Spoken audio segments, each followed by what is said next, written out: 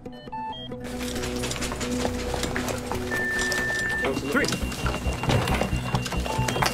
It's all yours, doctors. Arnold, take compression. Activate MTP and insert 2 large bore IVs. ABC. We're going for the heart. We're doing it here. I'm Zach Levine. I'm an MUHCs here in Montreal, and I'm helping teach the actors how to act like emergency doctors.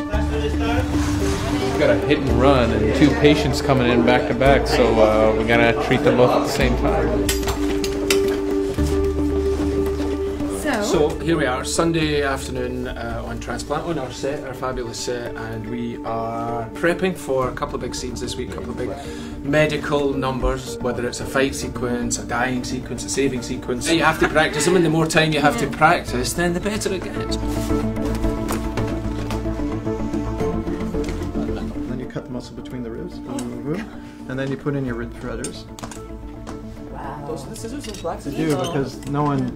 This is what we typically do. What we do is we get the scripts, we go through it with a doctor like Dr. Levine, break everything down of what we're going to need on the day, the types of props from our amazing props department, go through all of the medical actions, and then we will rehearse it, we'll run lines, we will run the action, and just try to make it look as realistic as possible, medically speaking. So when a patient comes in, we've been taught to make sure the leads are on and put in 2 large bore IVs, make sure that we get readings on the screen. What I've learned over the past couple of months is I have to read the script before, because at first I was just coming in cold, but I realized from the writing there's always like these nuances, and you really have to understand what happened to this patient, what's the background story. It's not just the procedures, because it'd be easy for me to just teach an intubation, you know, okay, I do that all the time, here's the technical stuff, but there's so much more. So it really makes a big difference if I read beforehand and I get an understanding of what's actually supposed to be happening. So now I'm doing a lot more work.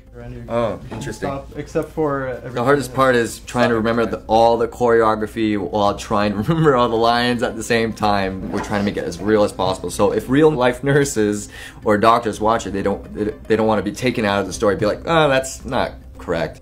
They really want to understand, you know? They really want to understand what they're doing and try and make it look right, and I guess try and feel the part.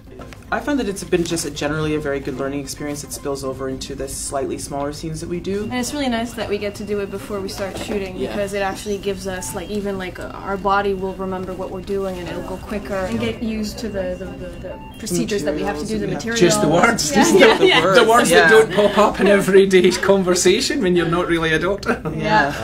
Asystole, no cardiac activity on ultrasound, prolonged downtime. We manage the correct. It's a real skill. Like, I know I couldn't do it. Like, I can't step into something and pretend to be that. They're able to get into the mindset of a patient, like this patient's dying and you're saving. I can't, without it being real. If you know it's not real, you don't have that urgency that you would if it's patient's actually dying. You need to open the chest really fast, really fast. And I would have trouble with that. But these guys, they're actually able to focus, and that's where they are, you know, for those moments they're actually saving a life. And so that's what makes them good actors, and what makes them believable when you actually watch them on TV. If it looks like we're doing our job properly, it's because of them. And if it looks like we're not doing it properly, that's because of us. So.